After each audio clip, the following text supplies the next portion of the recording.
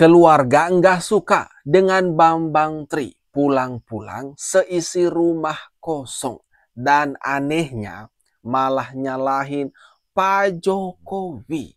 Waduh, seperti yang kita tahu teman-teman, Bambang Tri ini baru saja bebas dari bui beberapa hari yang lalu. Ini dia videonya. Mari kita tonton bersama. Jadi, Bapak bayangkan betapa hancurnya hati saya. Ya, ketika saya mengalami masalah ini, saya pulang nggak ada siapa-siapa lagi. Bapak waktu ke rumah saya kan saya sendirian. Ya, nah, tapi walaupun hati saya hancur, gitu, kepala saya masih utuh, gitu. Jadi saya masih berpikir normal, gitu loh. Dan ini saya mungkin minta bantuan Bang Rismon untuk mengaktifkan kepala saya lagi, entah pakai cara apalah gitu, supaya nggak ada memori yang hilang sebelum saya dokumentasikan lagi gitu. Dokter Tiba itu, lain kepala otak. Dokter Tiba, iya Dokter Tiba. Dokter Tiba itu Dokter Tiba. Tadi saya minta Dokter Tiba. Tapi berdasarkan pengalaman empiris saya, itu setiap kali ada transfer yang masuk, yang nyumbang itu makin baik.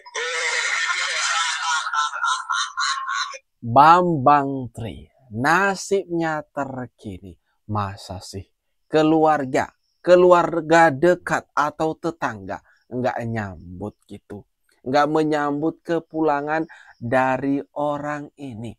Pengakuan dia sendiri loh, katanya sewaktu pulang dari penjara seisi rumah kosong, nggak ada siapa-siapa. Aduh, ini gimana nih teman-teman? Orang-orang yang membenci fitnah Pak Jokowi. Ini juga kasus Bambang Tri mengenai ijazah Pak Jokowi yang dituding palsu. Maka merapatlah Rismon dan kawan-kawan ini.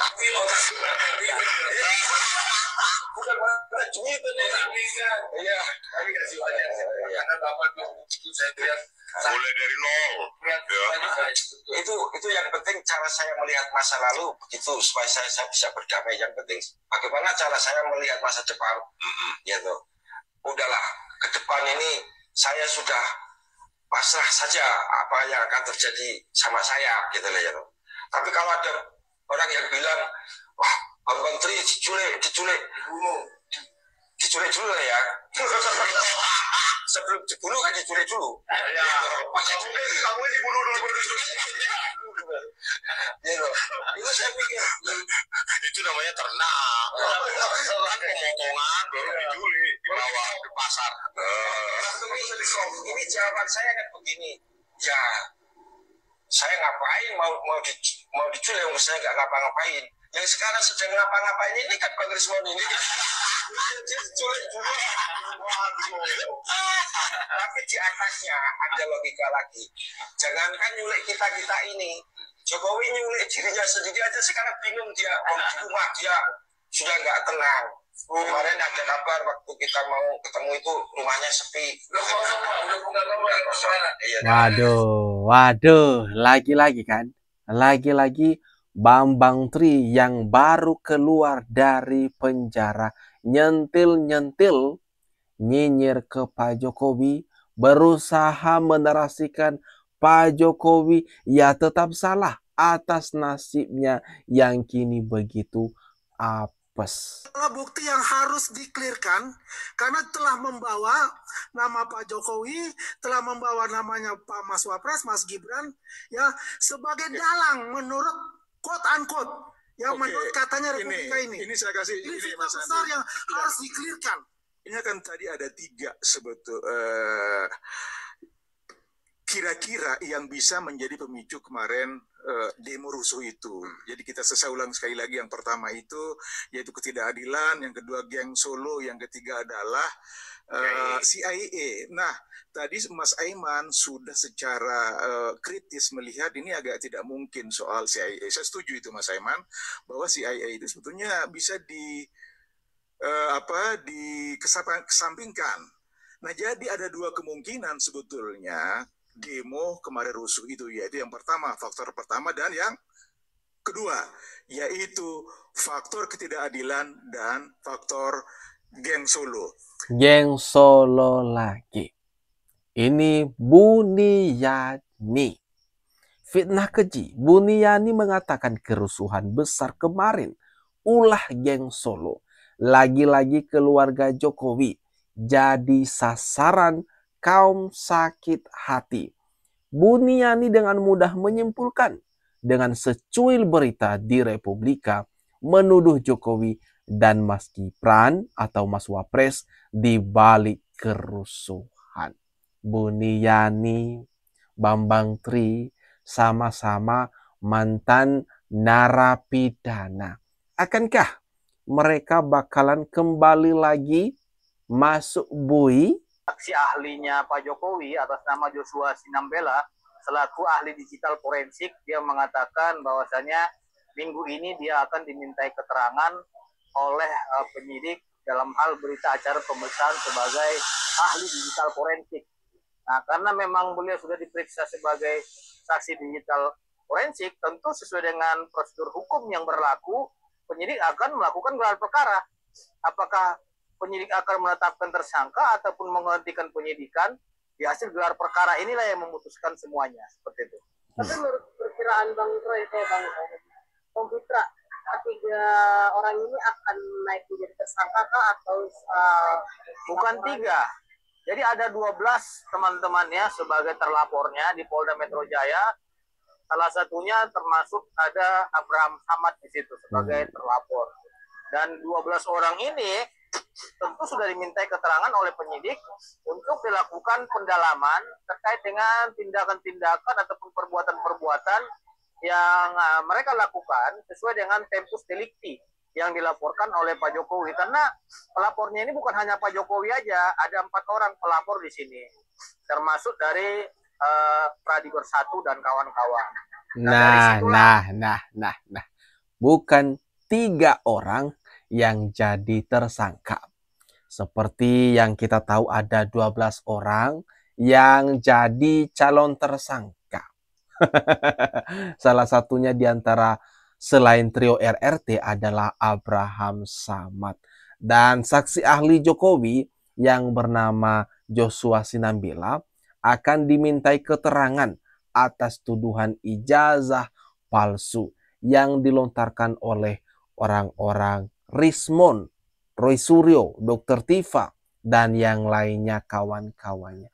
Maka seharusnya mereka-mereka ini sudah siap-siap mempersiapkan diri. Siapa tahu mendapatkan hadiah rompi orange. Dan ini sangat memalukan. Ilmu pengetahuan itu tidak dihakimi, tapi diperdebatkan di ruang terbuka dan dibuktikan secara bersama-sama. Hakim nggak tahu apa-apa. Berapa kali saya menjadi ahli di kasus Vina Cirebon, di kasus Jessica Wongso. Mereka jelas-jelas merekayasa kepolisian itu dan tetap menang. Inilah potret hukum di Indonesia. Tetapi sebagai orang yang punya kesempatan untuk memperjuangkan ini, kami tidak mempedulikan sama sekali hasil hakim.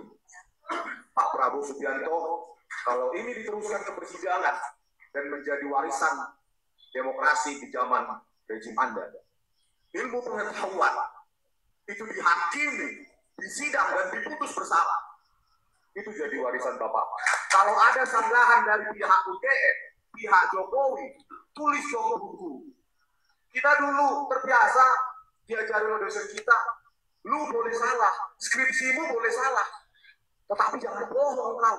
Waduh, rupanya ada yang ketakutan, teman-teman.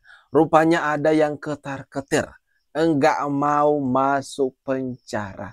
Dari kata-kata Rismon ini, yang enggak mau perkara ini sampai masuk pengadilan. Bahkan sampai menyentil-nyentil, menyebut-nyebut nama Presiden Prabowo. Rismon, kalau kasus ini sampai ke pengadilan, rezim Pak Prabowo sangat memalukan. Waduh. Harus siap dong. Harus siap dengan segala konsekuensi yang ada. masyarakat ya, sebetulnya biaya Rp500.000 maupun Rp290.000 itu adalah harga cetak gitu ya, kan kami harus mencetak begitu.